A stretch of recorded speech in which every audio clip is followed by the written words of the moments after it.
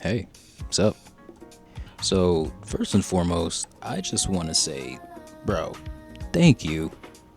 Not only are we almost at 300 subs, but the previous video in this series, my first power system video, it randomly hit 1K, and that's a lot for me, so thanks. I recently both broke my arm and lost my job, so expect more videos at a faster rate now that I'm unemployed. But hey, if you're watching this video and you subscribe, maybe I can make this my job, hopefully.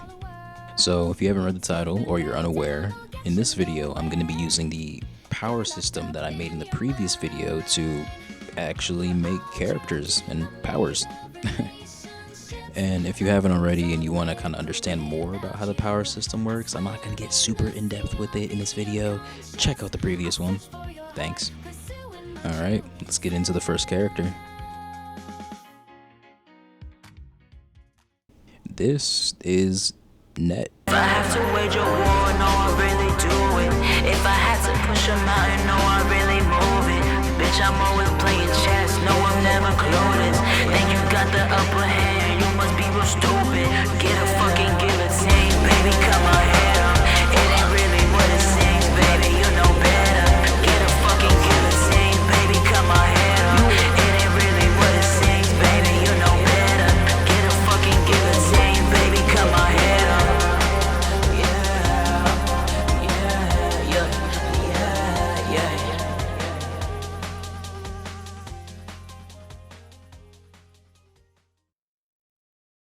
Be strong enough to endure the cruelty of this world and use that strength to change the world. Before his traumatic passing, those were the last words that Net's father bestowed onto him. Those very words shape who he is. After losing his dad, Net's mother had a tendency to take her grief and emotions out on Net. She didn't know how to or couldn't cope with the way that her life was at the time, so she took it out on Net. But no matter how many times she or anybody else hit him, no matter how many times she or anybody else for that matter hit him or knocked him down, his father's last words always rang true in his head. Be strong enough to endure the cruelty of this world and use that strength to change the world. Eventually, finding himself in a life or death situation, he had his Rocky awakening. He awakened an ability that I've named Rocky Discharge. Now, every Rocky ability is gonna fall under a specific typing. This one in specific, and most basic Rocky abilities, to be honest, are gonna fall under the booster type. Now, booster type abilities, for the most part, can be pretty basic. Booster type abilities usually just boost a certain attribute that a person has. It doesn't transform them per se or change any physical attributes or anything like that. So how does Rocky Discharge work specifically? Well, Net has the ability to store and discharge Rocky. Pretty simple. Rocky is stored and built up every time Net receives damage, but only physically, which means he has a huge weakness and is very susceptible to mental attacks and spiritual attacks, which are more common than you think in this world. So Net is gonna have to rely on a lot more than just his Rocky ability to survive. Alright, so basically what doesn't kill him makes him stronger. But how does he actually go about using his ability? So like I said, he's able to store up Rocky with all the physical damage that he takes, and he's able to discharge it either through very specific points on his body or just in a kind of AoE attack as a whole. So say he needs to get around somewhere quick and he needs some quick movement. He could use his Rocky ability, Discharge, to discharge small amounts or small bursts of Rocky from his feet to kind of propel him forward. Or say there's some sort of appliance or machine that is ran with Rocky as its sole energy source. Touching the object and discharging a small burst of Rocky through maybe his fingertips or maybe his palm or hand as a whole could potentially power that appliance or machine. Or to be honest, if he needs to throw some sort of big attack like a Hail Mary or something, and he has a whole lot of Rocky stored up, he can do one big discharge out of all parts of his body essentially to do a giant AoE attack. Now, doing something like that is extremely dangerous, seeing as Rocky is the life force or the life source? Hello? The life source in this world, so releasing that much at once could be very detrimental to his health and could potentially lead to some long-term problems. Now, like I said before, this is a fairly basic ability. It just depends on how he uses it in terms of creativity to make it a little better. So he can't rely on it too much, which is where his weapon comes into play.